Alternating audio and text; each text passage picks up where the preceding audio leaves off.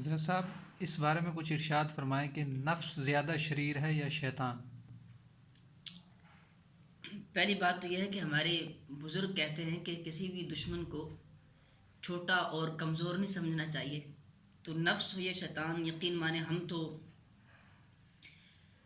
ایسے ان دونوں کے جال میں پھنسے ہیں کہ ہمارے لیے تو یہ دونوں ہی بہت بڑے ہیں. لیکن ان دونوں کے تقابل کے اعتبار سے جو ہمارے بزرگوں نے اپنی کتابوں میں لکھا ہے اس کا خلاصہ میں آپ کے سامنے رکھ دیتا ہوں.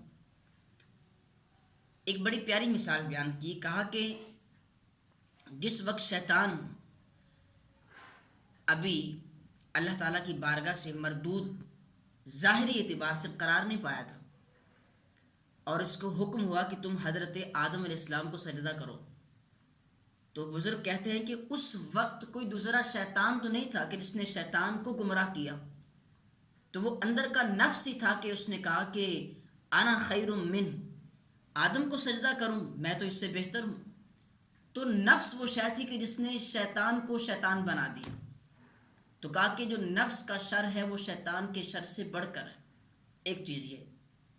دوسری بڑی پیاری بات کی کہ جیسے کہ ہم مختلف روایات پڑھتے ہیں کہ لاحول پڑھے تو شیطان بھاگ جاتا ہے، اذان ہوتی ہے شیطان بھاگ جاتا ہے، یہ پڑھے شیطان بھاگ جاتا ہے، رمضان ہو شیطان قید ہو جاتا ہے. تو شیطان کے بارے میں مختلف طرح کی روایات ہم پڑھتے ہیں کہ یہ ہوتا شیطان بھاگتا ہے، اتنے میل دور چلا جاتا ہے. لیکن نفس کب بھاگتا ہے یہ کہیں نہیں پڑا. تو نفس بھاگتا نہیں ہے.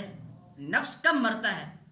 نفس مرتا نہیں ہے. حتیٰ کہ بزرگوں نے لکھا ہے کہ مرنے کے بعد بھی بندے کے نفس میں یہ لالچ اور یہ ہرس اور اس طرح کی ریاکاری پائی جاتی ہے کہ میرے جنازے کے اندر کتنے افراد نے شرکت کی ہے، اور اگر اس کے جنازے میں شامل ہونے والے افراد زیادہ ہوں اس کا نفس اس پر پھولتا ہے. نفس نہیں مرتا، ہاں اس کو کمزور کیا جا سکتا ہے.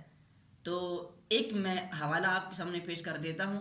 جیسے کہ حضرت ماضی قریب کے بزرگ ہیں ہمارے حکیم الامت حضرت مفتی شریف الحق امجدی رحمۃ اللہ تعالی علیہ، اور حضرت حکیم الامت مفتی احمد یار خان نعیمی، معذرت کے ساتھ ان کا نام ہے. تو آپ نے لکھا ہے، آپ کا جو کتابچہ ہے اپنا اسرار الاحکام، اس میں بھی یہ چیز ہے. اس طرح مرآت المناجی میں کئی مقامات پر یہ چیز آپ کو مل جائے گی کہ وہاں حضرت نے اس کی باقاعدہ تشریح کی ہے سوال جواب کی صورت میں کہ جو نفس کا شر ہے یہ شیطان کے شر سے قوی ہے، زیادہ ہے. اور جو نفس ہے تو یہ اندر کا بھیتی ہے اور شیطان باہر سے آ کے حملہ کرتا ہے. تو آپ سمجھتے ہیں کہ اگر گھر کے اندر چور ہو تو اس کو ڈھونڈنا بمقابل باہر کے چور میں زیادہ مشکل ہوتا ہے. تو اللہ کی بارگاہ میں دعا یہی ہے کہ اللہ ہمیں دونوں سے ہی محفوظ رکھے. لیکن جب دونوں کے تقابل کی بات ہے تو نفس جو ہے وہ شیطان سے بڑھ کر ہمارے خلاف کاروائیاں کرتا ہے.